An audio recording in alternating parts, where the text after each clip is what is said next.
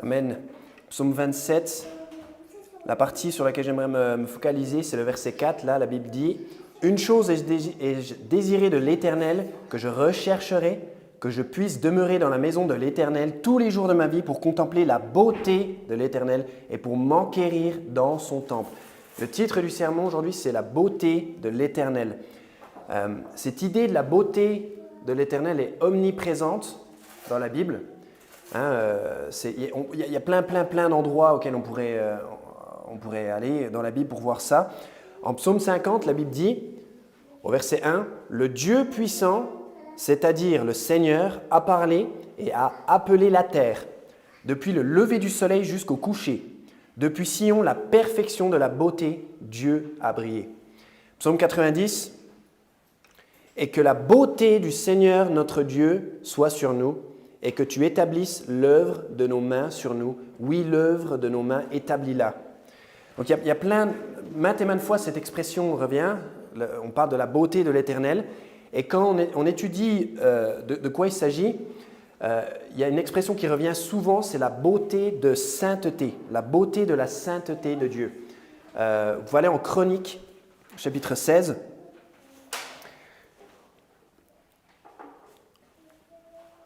La beauté de la sainteté, c'est une expression qui revient à maintes et maintes reprises dans la parole. On va voir un petit peu ce que ça veut dire. Il y aura vraiment 2 points dans mon sermon. Il y aura une première partie sur la beauté, ce concept de beauté de la sainteté. On va lire quelques écritures là-dessus. Et ensuite, des applications et la beauté de la création de Dieu. Donc, 1 Chronique 16, au chapitre 16, verset 29, la Bible dit « Rendez au Seigneur gloire due à son nom, apportez une offrande et venez devant lui, adorez le Seigneur dans la beauté de sa sainteté. » Dans la beauté de sa sainteté. 2 Chronique 20, 21, je vais juste vous lire quelques écritures où cette expression revient. C'est pas exhaustif du tout, j'ai juste tapé beauté de sa sainteté, la beauté de la sainteté, et j'ai pris les quelques versets dans l'ordre dans lequel ils sont venus en fait. Et il y aurait beaucoup plus d'écritures là-dessus, vous pouvez faire ça vous-même dans votre temps libre. 2 Chroniques 20, 21, la Bible dit « Et après qu'il eut consulté avec le peuple, il nomma des chanteurs pour le Seigneur qui devaient louer dans la beauté de sainteté, en marchant devant l'armée pour dire « Louez le Seigneur, car sa miséricorde demeure pour toujours. » Psaume 29. « Rendez au Seigneur, ô vous puissants, rendez au Seigneur gloire et vigueur, rendez au Seigneur la gloire due à son nom, adorez le Seigneur dans la beauté de sainteté, dans la beauté de sainteté. » Psaume 96. « Oh, adorez le Seigneur dans la beauté de sainteté, craignez devant lui toute la terre. » Donc, on a cette expression qui revient toujours sur la beauté de sainteté. Pourquoi est-ce que Dieu est beau? Parce que Dieu est saint. Donc, la sainteté est belle. Vous pouvez aller en Apocalypse, le dernier livre de la Bible, en Révélation. Donc, il y a ce concept de la sainteté de Dieu, parce qu'on parle de la beauté de sa sainteté. Donc, il faut définir pourquoi est-ce que Dieu est saint. J'ai essayé de l'expliquer avec mes mots. Mais la sainteté de Dieu, c'est ce qui le distingue de tout le reste, de toute autre chose en fait. Dieu, il existe dans une pureté parfaite et il est éternellement cohérent avec lui-même. Il est éternellement cohérent avec lui-même. La Trinité est éternellement cohérente avec elle-même. Ils attestent les 3 dans le ciel, le Père, le Fils et l'Esprit Saint. Ce n'est pas juste quelqu'un qui décide qu'il est beau. Il y a des témoins, il y en a 3 qui attestent dans le ciel, qui attestent de cette sainteté. Et c'est tout à fait l'inverse des humains. Dieu, il est tout à fait l'inverse des humains dans le sens où nous, on grandit, on mûrit, on vieillit, mais Dieu, lui, reste le même. Et c'est ça qui est rassurant, en fait. Dieu, on l'a lu tout à l'heure, par exemple, sa miséricorde, par exemple, un de ses attributs, sa grande miséricorde, elle demeure pour toujours. Dieu, il est à tout jamais miséricordieux. Et ça, c'est un grand réconfort pour nous. Nous, on doit apprendre à faire grâce aux gens, à être plus gentils. Dieu, lui, non, il reste le même. Il est moralement pur, sans la moindre trace de mal. Et le Seigneur, il est fidèle et vrai. D'ailleurs, c'est une expression qu'on va voir. Si vous êtes en Révélation, allez en Apocalypse, en Apocalypse 19. Apocalypse 19, la Bible dit « Et je vis le ciel ouvert », au verset 11, pardon, « Je vis le ciel ouvert, et voici un cheval blanc, et celui qui était assis sur lui était appelé fidèle et vrai, et avec droiture, il juge et il fait la guerre. » Donc, qu'est-ce que ça veut dire d'être fidèle et vrai? C'est-à-dire qu'il est cohérent avec lui-même. C'est-à-dire que quand il promet quelque chose, c'est une promesse pour toujours. Hein, bien sûr, la Bible nous dit dans l'espérance de la vie éternelle, laquelle Dieu nous a promis dès avant la fondation du monde. Dieu, il nous promet des choses et il est fidèle. Sa miséricorde durera toujours. Et là, c'est fidèle et vrai avec F majuscule et V majuscule. Et avec droiture. Donc Dieu, il est saint, il est fidèle et vrai. Et vous pouvez revenir, si vous êtes dans l'Apocalypse, allez en Apocalypse 4. Ce n'est pas juste moi qui dis que Dieu est saint, c'est la Bible qui le dit d'abord. Et il y a une scène en Apocalypse 4 qui est décrite. Il y a des gens, il y a des créatures, des bêtes qui témoignent de cette sainteté. Au verset 8, il y a marqué « Et les 4 bêtes avaient chacune 6 ailes autour d'elles, et elles étaient pleines d'yeux au-dedans. Elles n'ont de repos ni jour ni nuit, disant « Saint, Saint, Saint, Seigneur Dieu Tout-Puissant, qui était et est à venir. » Donc là, 24 heures sur 24, sans pause, sans aucun repos, sans repos, ni jour ni nuit. C'est éternel. Ces créatures sont tout le temps en train de déclarer la sainteté de Dieu. Et c'est marrant, il dit ça 3 fois. Saint, Saint, Saint, Seigneur Dieu Tout-Puissant, qui était et est à venir.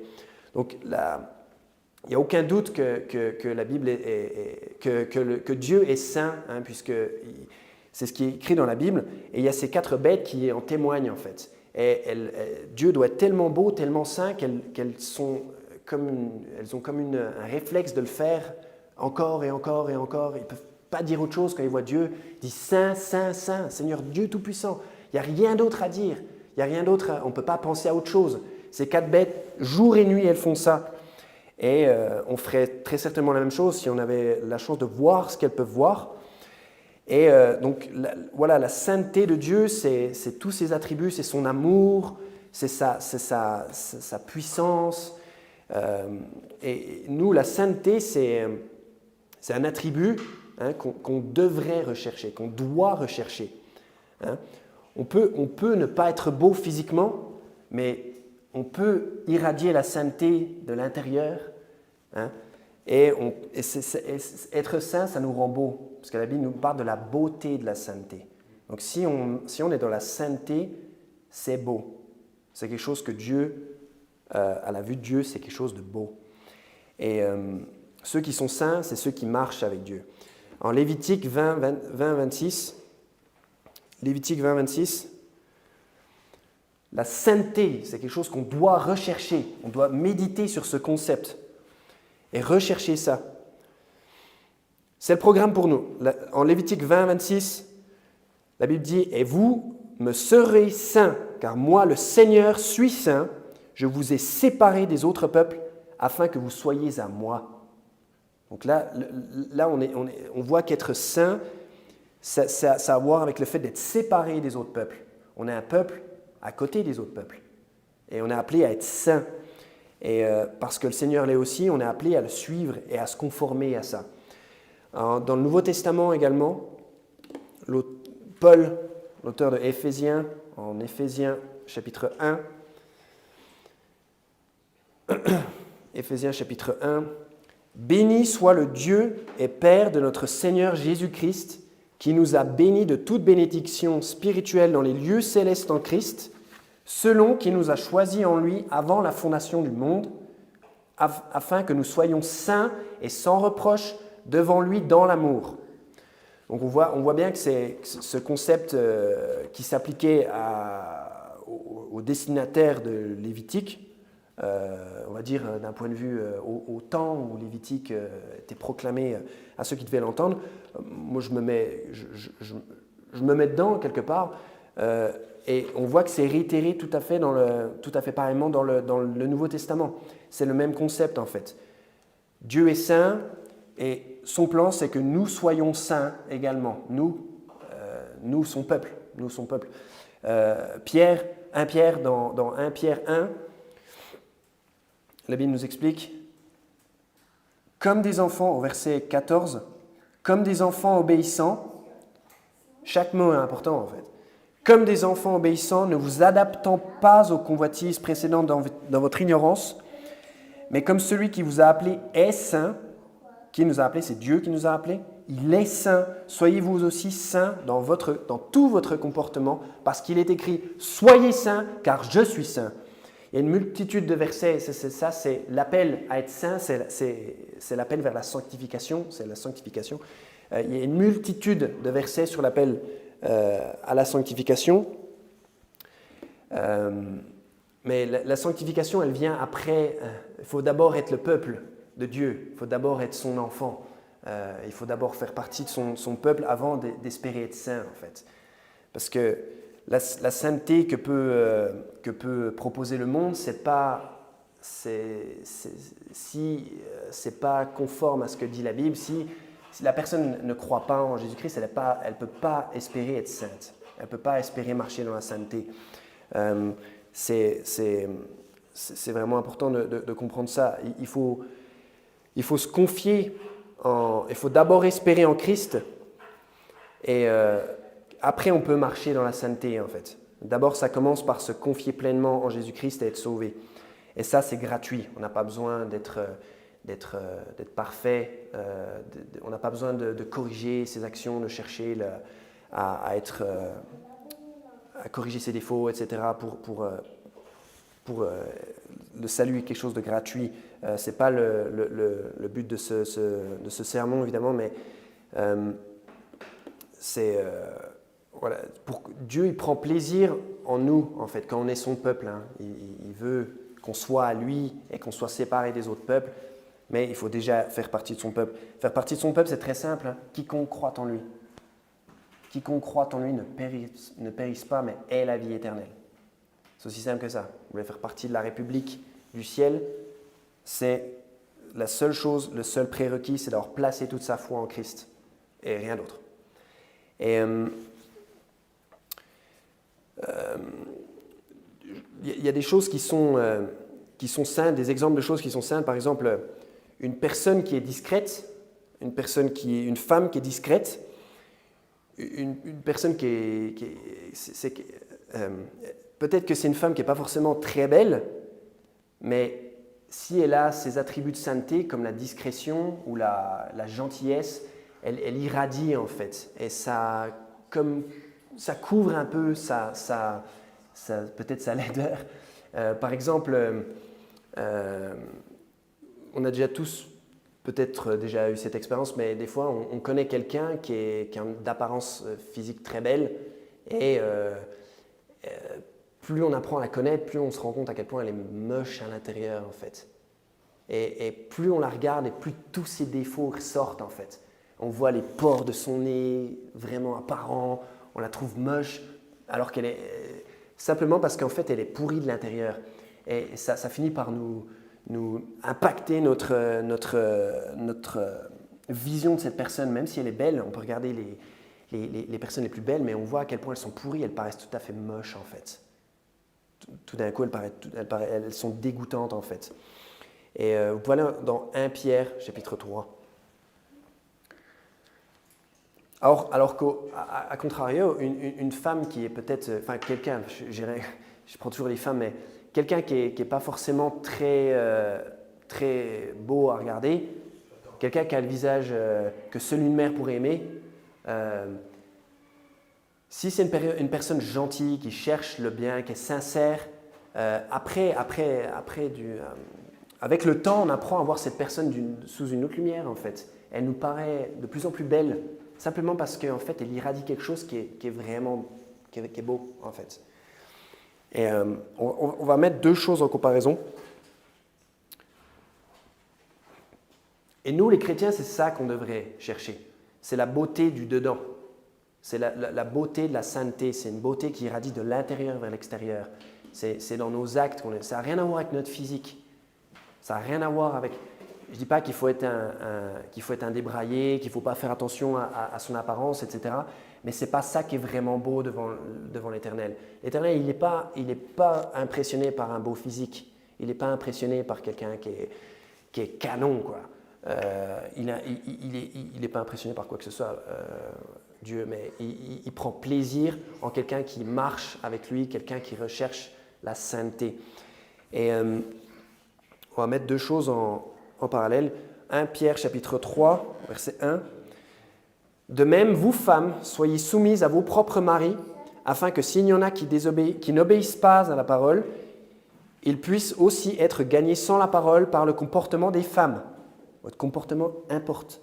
Tandis qu'ils regardent votre comportement chaste accompagné de crainte, dont l'ornement ne doit pas être cette parure extérieure de cheveux tressés et de porter de l'or ou des tenues vestimentaires, mais que ce soit l'homme caché du cœur en ce qui n'est pas corruptible, c'est-à-dire l'ornement d'un esprit docile et tranquille, lequel est d'un grand prix à la vue de Dieu. Pour une femme, la piété et la sainteté, c'est une beauté, la Bible nous dit, qui n'est pas corruptible. Qui n'est pas corruptible. C'est une beauté incorruptible. La corruption, qu'est-ce que veut dire la corruption? La corruption dont parle la Bible, là, ce n'est pas le fait de faire des magouilles, d'être un politicien qui fait des magouilles. C'est la dégradation, en fait. La corruption, c'est la dégradation. C'est quelque chose qui tombe en ruine et qui se dégrade, en fait, avec le temps. Et de physique, des femmes peuvent être physiquement très belles, mais arrivé à un certain âge, la beauté s'efface, quoi. La beauté physique est éphémère. Quand on est 80, 90, personne dans ce cas ici, voilà, je regrette de le dire, mais même si on était une belle femme, qu'on avait 20 ans, on est une vieille belle. On est plus très beau physiquement. Voilà, on ne fait plus tourner forcément les têtes quand on a 20 ans. Mais si on a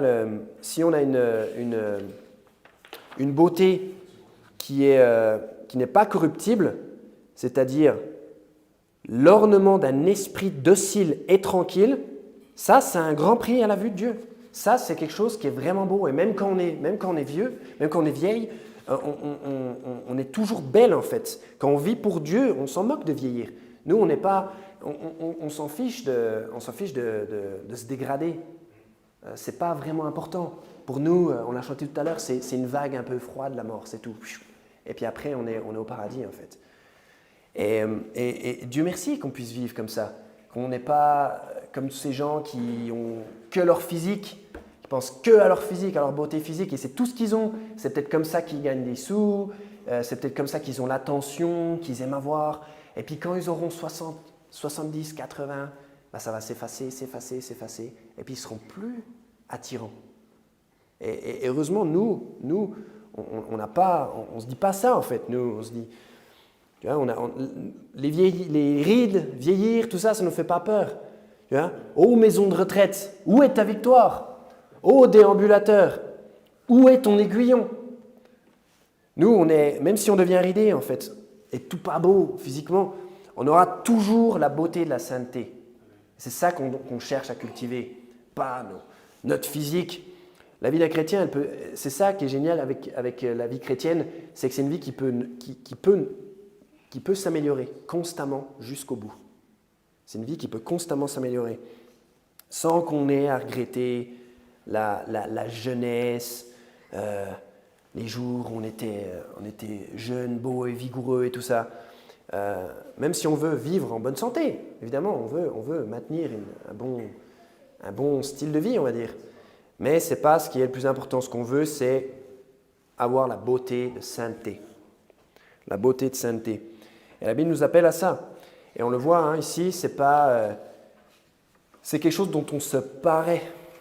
Hein? Vous voyez, la Bible nous dit, si vous êtes toujours en 1 Pierre chapitre 3, au verset 5, « Car c'est aussi suivant cette manière qu'autrefois les saintes femmes qui mettaient leur confiance en Dieu, se paraient elles-mêmes en étant soumises à leur propre mari. » Après, il explique comment Sarah, elle se soumettait à Abraham, elle l'appelait Seigneur, elle l'appelait chef, elle l'appelait Seigneur. Waouh! Purée, c'est choquant. La Bible nous dit qu'elles avaient une beauté incorruptible.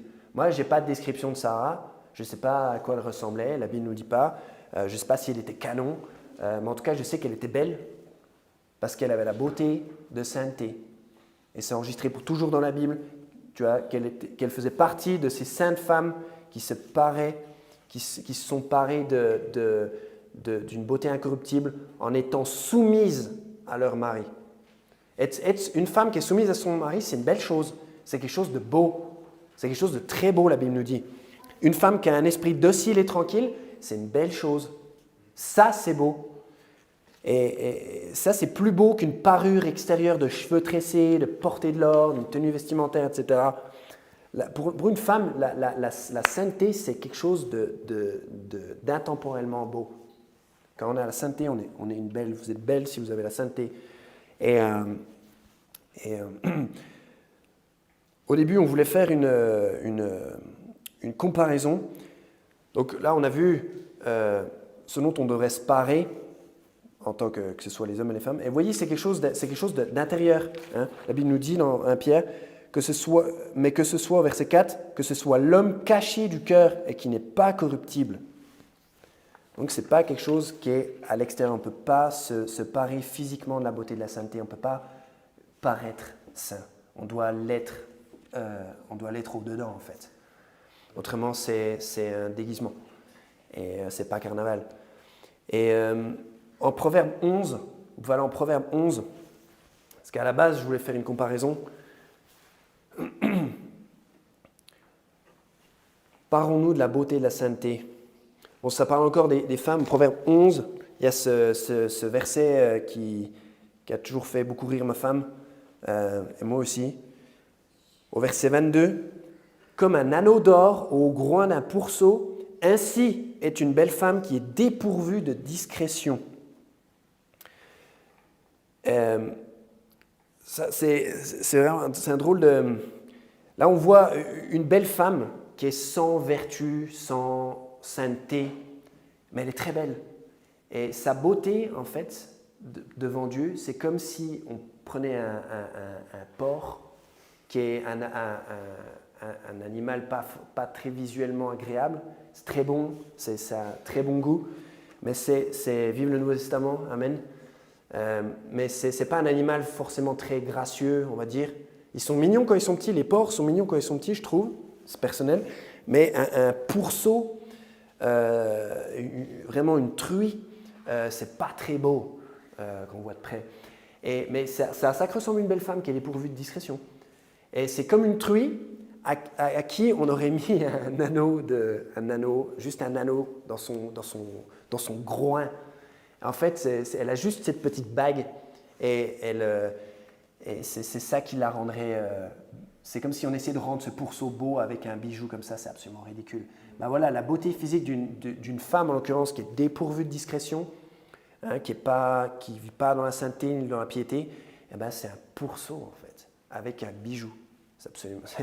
C'est une tentative de rendre un pourceau... agréable, mais c'est raté. Je trouve ça me fait un peu penser, je pense à ça il y a quelques années, je ne sais pas si c'est toujours la mode, j'en vois de moins en moins, Dieu merci, les filles se mettaient un anneau dans le nez. Vous avez connu ça? Il y avait elles mettaient toutes des anneaux, ça ressemblait à des vaches, quoi. Ça ressemblait à des vaches ou des truies, quoi. Des truies de Proverbe 11. Et c'est une application de ce verset, mais c'est mal compris. Je ne pense pas que c'est le cas, mais oui, c'est pour les jeunes filles, c'est important de développer les bons attributs si on va attirer la bonne personne, le bon mari si on veut attirer les bonnes personnes autour de nous de manière générale, il faut cultiver des bons attributs. Il ne faut pas être un pourceau avec un anneau dans son nez, en fait. Il faut être dans la sainteté. Il ne faut pas être dépourvu de discrétion. Il faut être discret, il faut avoir un esprit docile, il faut avoir un esprit l'esprit qu'avait Sarah autrefois et toutes ces saintes femmes, de soumission à ses maris. Parce que être soumis, une femme qui est soumise à son mari, c'est une chose très belle. C'est une chose très belle. Le mariage, voilà en Hébreux 13, le mariage est un autre exemple de quelque chose qui est saint, qui est très saint. Ça représente quelque part notre salut. Hébreux 13, verset 4, la Bible dit « Le mariage est honorable à tous égards et le lit sans souillure, mais Dieu jugera les proxénètes et les adultères. » Un couple marié, un couple qui est marié depuis 50 ans, c'est magnifique. Qui n'a jamais commis d'adultère, un époux et une épouse qui sont fidèles, qui se gardent l'un à l'autre pour toute leur vie ensemble, ça c'est quelque chose de beau. Ça c'est beau. Ça c'est une histoire d'amour qui est magnifique. Ça c'est saint, c'est quelque chose d'absolument beau. Et ça n'a rien à voir avec ce qu'il y a dans les films où il y a des histoires d'amour qui font pleurer les gens, comme un truc, je sais pas, je pense au Titanic, le film Titanic où il y a Jack et Rose qui sont des espèces d'amants dégueulasses. Ça c'est ce que le monde trouve, ce que trouve le monde beau en fait. Or non, le mariage est honorable à tous égards. Titanic c'est dégueulasse, c'est pas une belle histoire d'amour, ça ne devrait pas nous toucher. C'est des jeunes dégénérés qui commettent la fornication et ils meurent parce qu'ils se prennent un iceberg que Dieu a créé. Bon, il n'y a rien de beau là-dedans. C'est tragique que des gens meurent, je ne suis pas en train de me réjouir de ça. Mais c'est simplement, en plus, ce n'est même pas une histoire vraie, peu importe. Enfin, le fait qu'ils aient frappé l'iceberg, c'est une histoire vraie, mais leur histoire dégueulasse, j'espère que ce n'est pas vrai. Ça, c'est au moins quelque chose de positif, ce serait quelque chose de positif dans cette tragédie. Mais ça, c'est pas, d'une manière générale, ce que j'essaie simplement de dire, c'est que ça, c'est moche. Des gens qui s'aiment et qui sont en couple, mais qui ne sont pas mariés, c'est moche. Il n'y a rien de beau en fait là-dedans. Même s'ils ont des sentiments les uns envers les autres, l'un envers l'autre, ça reste moche en fait. Un couple marié, ça c'est beau. Ça c'est beau. Pourquoi est-ce que c'est beau? Parce que ça glorifie Dieu. Ça glorifie Dieu. C'est honorable à tous égards. Mais Dieu il jugera les autres, ceux qui ne sont pas mariés. Ceux qui sont ensemble et qui ne sont pas mariés. Il les appelle des proxénètes et des adultères. Donc, si vous n'êtes pas marié, je crois qu'il y a une délivrance. Je crois qu'il y a une délivrance qui a lieu.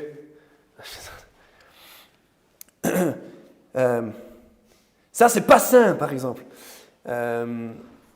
Pourquoi donc ça glorifie Dieu. Qu'est-ce qui est vraiment beau? C'est quelque chose qui glorifie Dieu. Il y a plein de choses qui peuvent être très belles dans ce monde.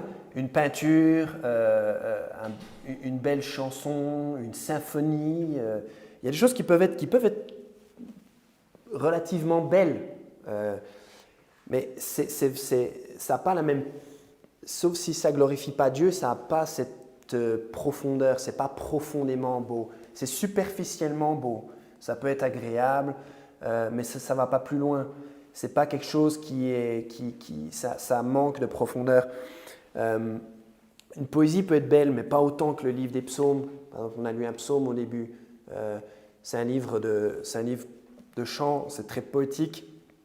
Ou alors on peut penser à Job ou Ecclésiaste. Qu'est-ce qui rend une chose belle, vraiment belle? C'est quelque chose qui reflète la sainteté de Dieu. Voilà en Ésaïe 52. Ésaïe 52.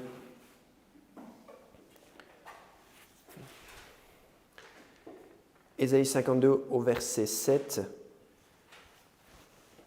La Bible dit « Combien sont beaux sur les montagnes les pieds de celui qui apporte de bonnes nouvelles, qui publie la paix, qui apporte de bonnes nouvelles concernant le bien, qui publie le salut et qui dit à Sion, ton Dieu règne. Quand on porte la bonne nouvelle du salut, quand on va évangéliser, on est beau. Vous qui allez évangéliser quand je vous vois évangéliser, vous êtes beau, en fait. Et la Bible nous dit combien sont beaux sur les montagnes, les pieds. Donc, parce que ce qu'on fait, c'est réellement beau. Celui qui va publier le salut à quelqu'un qui essaie de convertir quelqu'un, c'est quelque chose, c'est une belle chose, c'est absolument magnifique, en fait. C'est beau, c'est glorieux, c'est saint, c'est divin, c'est absolument, c'est magnifique. Quand vous allez évangéliser toutes les semaines, c'est magnifique, vous réconciliez Dieu et les hommes. C'est absolument... Le monde ne peut pas comprendre ça. Mais c'est fabuleux, la Bible nous dit, c'est magnifique. Et c'est voilà, quelques exemples de choses qui sont belles car saintes. Le deuxième point que j'aimerais faire, donc du coup, c'est la beauté. Donc on a établi que Dieu était beau par sa sainteté, qu'on est appelé à la sainteté. Le deuxième point, ce serait la beauté de la création. Vous pouvez aller en psaume 8, s'il vous plaît. Vous pouvez tourner en psaume 8.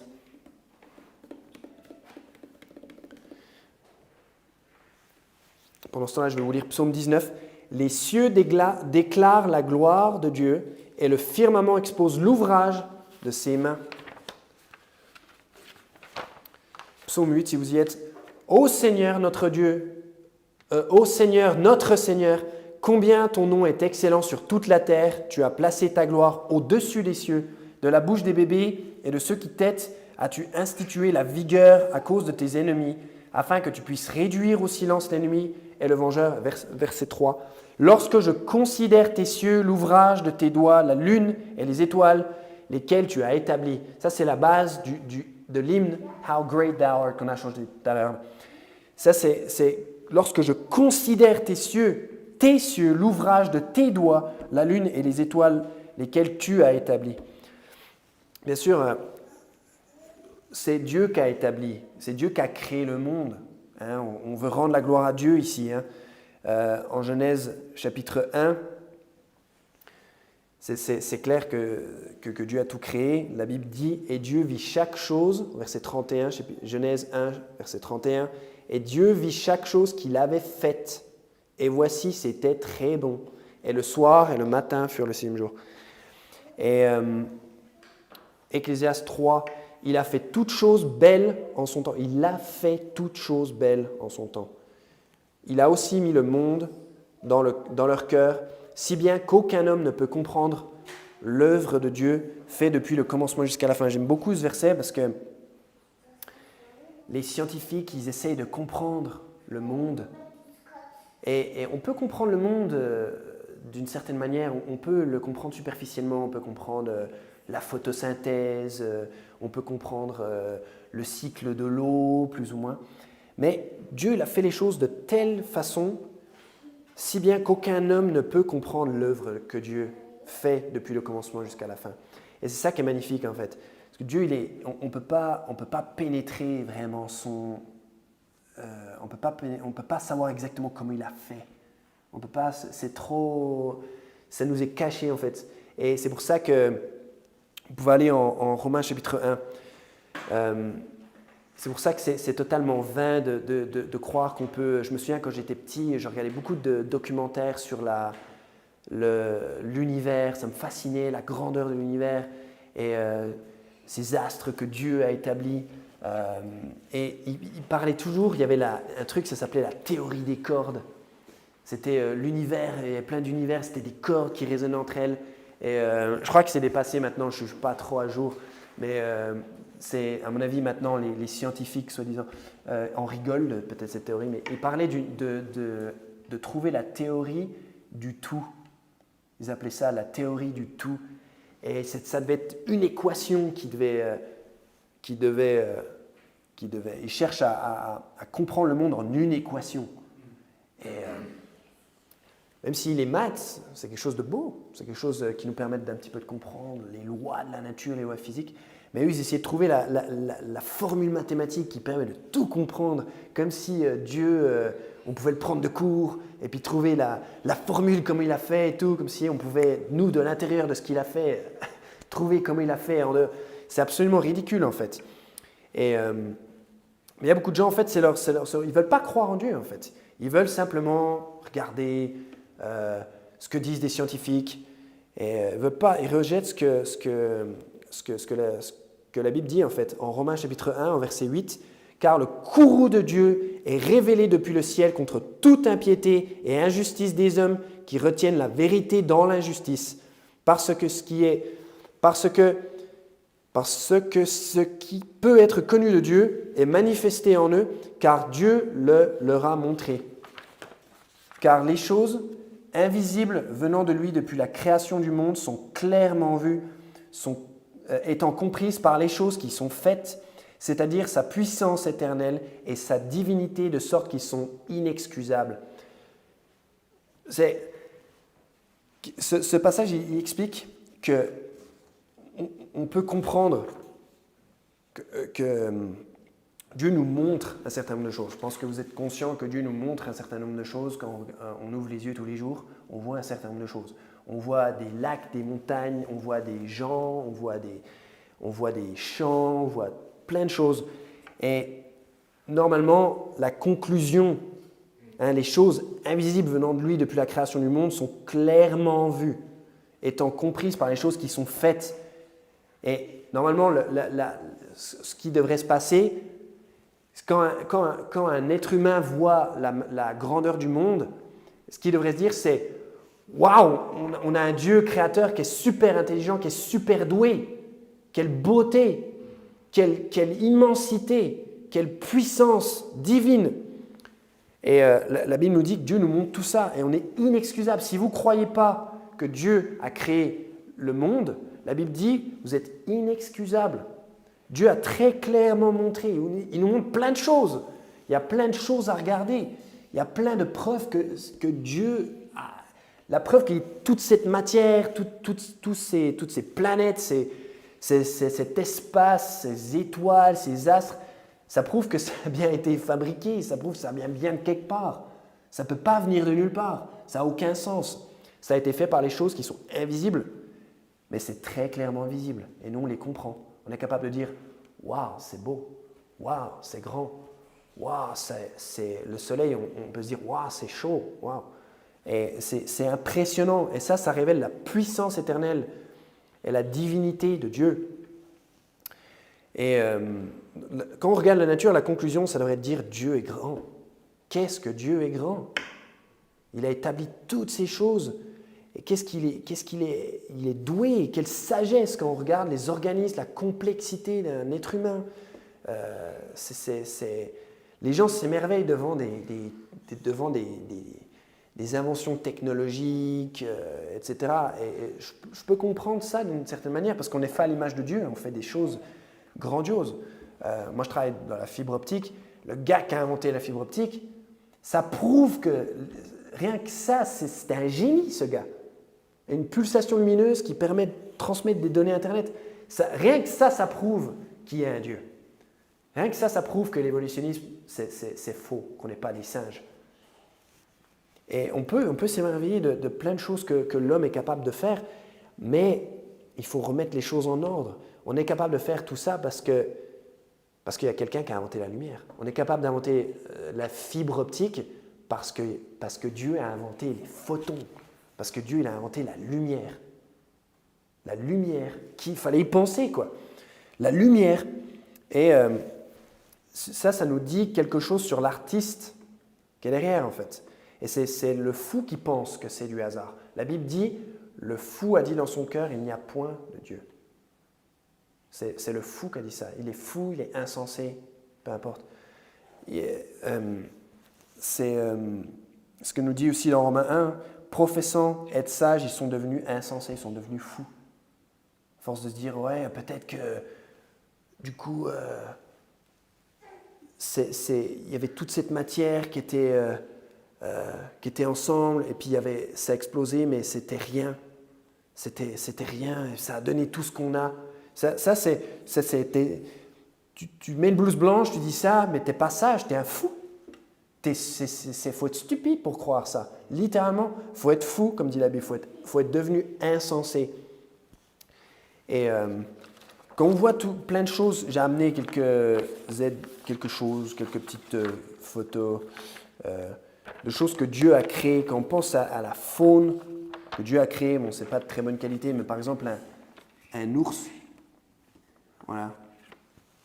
Par exemple un ours, imaginez vous vous baladez dans les bois et vous tombez nez à nez avec ça. Là, je peux te dire, tu rencontres la puissance de Dieu si tu n'as pas de fusil. Tu rencontres la puissance de Dieu et quand on voit un animal comme ça devrait nous dire quelque chose à propos de l'artiste en fait. C'est absolument, c'est magnifique. C'est un animal avec un instinct qui est programmé pour faire exactement ce que l'ours doit faire. Il peut se débrouiller tout seul. Et il est dans la nature et il y a des millions d'ours qui ont vécu avant lui. Ils ont toujours fait des trucs d'ours. Et c'est beau. Et même, on parlait tout à l'heure des lions. Bon, je n'ai pas amené un lion, mais j'ai amené un tigre. Et voilà, quand on voit un animal comme ça, on devrait rendre gloire à Dieu. C'est tellement magnifique. C'est tellement le détail dans la fourrure, les moustaches, le regard. Et en plus, faites bien attention parce que là, on regarde des exemples d'animaux qui sont dans leur forme, je vais dire maudite. Parce que si j'avais amené une photo de ce qui se passe tous les jours dans une jungle, en fait, quand le tigre il ouvre sa bouche, il a des crocs pour trancher, pour déchiqueter en fait. Et tout ça, c'est parce que la mort est entrée dans le monde à cause du péché, et c'est pour ça que les animaux sont ainsi. Et malgré le fait qu'on est dans un monde qui est quelque part maudit, hein, bah, ça reste magnifique. Ces animaux, ils restent magnifiques. Donc, on ne peut que imaginer à quoi ils ressembleront quand le jardin d'Éden sera rétabli, quand cet ordre initial sera rétabli, on pourra jouer avec les tigres. Ils n'auront plus ces choses qui déchiquetent, qui mordent. On sera tranquille. Voilà en Job 39 à ce propos. La beauté de la création ici, on veut rendre la gloire à Dieu, même si c'est dur de le faire, mais c'est magnifique quand on regarde tout ce que Dieu a créé, que ce soit dans les cieux, sur la terre, tous ces animaux. Qu'est-ce que Dieu est doué, quoi. Fallait inventer le tigre. En Job 39, ma femme lisait Job 39 elle lisait le livre de Job, et elle a apporté ce passage à mon attention. Elle m'en a parlé et j'ai trouvé ça marrant. Et je trouve que c'est un passage qui parle des chevaux. Job 39, verset 19. As-tu donné au cheval sa vigueur? C'est des questions rhétoriques. As-tu revêtu son cou de tonnerre? Peux-tu le faire bondir comme la sauterelle? La fierté de ses narines est terrible. Hein, quand on voit un cheval, c'est un animal quelque part qui est terrifiant. Quand on voit des chevaux courir à toute vitesse, ça fait trembler le sol. Puis ils soufflent fort avec leurs narines. La fierté de ces narines est terrible. Ils ont des narines qui se dilatent, ils soufflent super fort, c'est effrayant en fait. Et il piaffe dans la vallée et se réjouit en sa vigueur. Il va à la rencontre des cavaliers armés. Il se moque de la crainte et n'est pas effrayé. Il ne recule pas devant l'épée.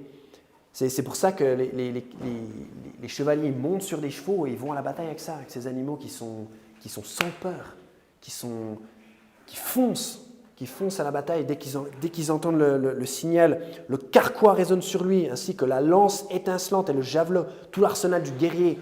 Quand ils sont en train de galoper, il y a tout qui frappe sur le cheval.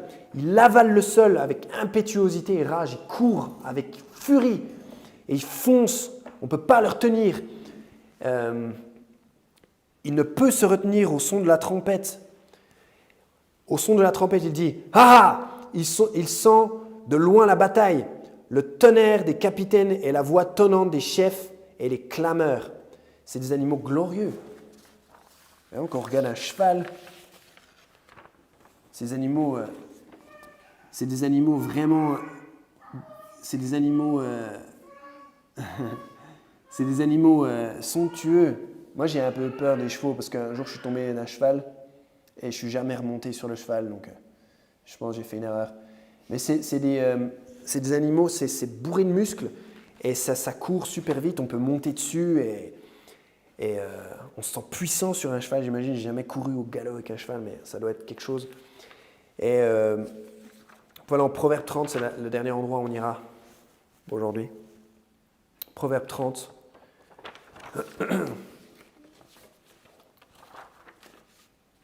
Au verset 18, la Bible dit « Il y a 3 choses qui sont merveilleuses, trop merveilleuses pour moi, oui, 4 que je ne connais pas, le chemin de l'aigle dans l'air, le chemin du serpent sur un roc, le chemin d'un navire au milieu de la mer et le chemin de l'homme avec une jeune fille. »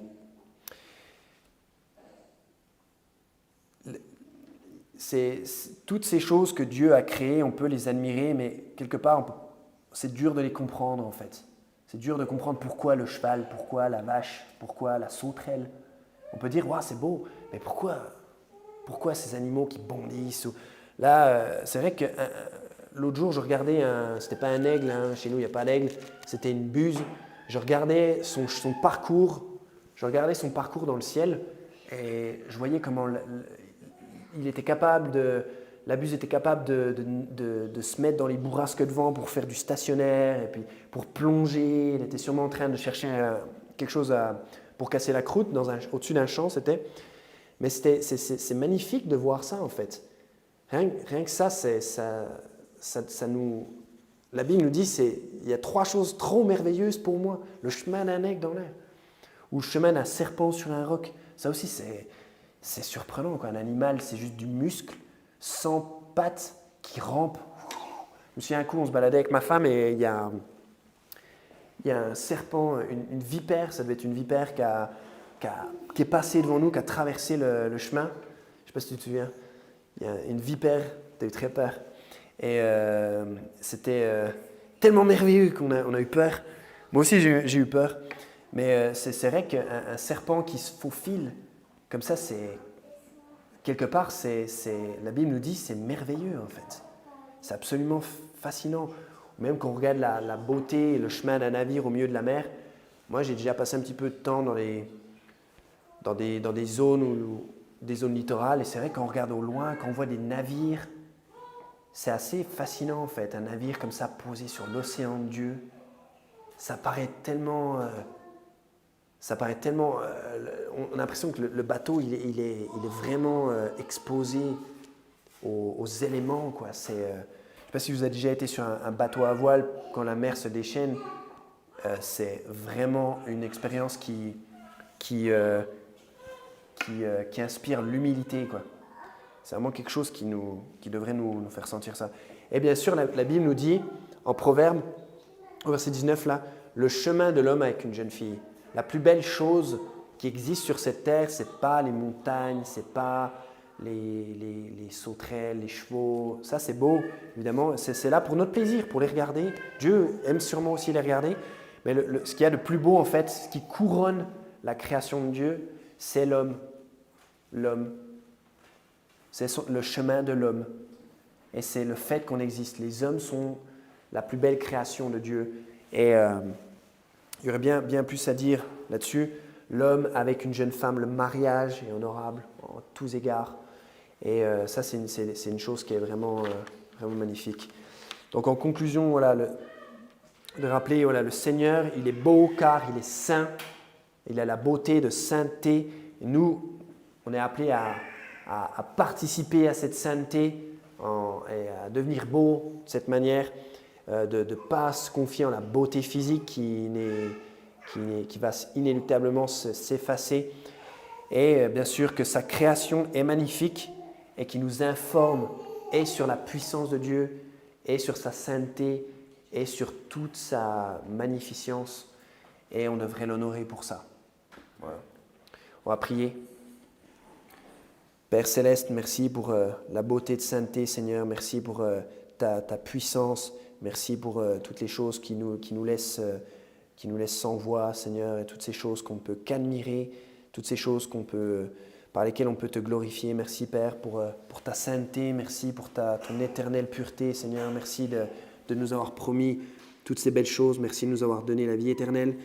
Et Père, s'il te plaît, aide-nous à marcher dans la sainteté, nous à rechercher cet esprit d'obéissance, Seigneur, et nous à être comme tous ces exemples, ces saints hommes et ces saintes femmes, Seigneur, qui t'ont obéi, Seigneur, et qui ont absolument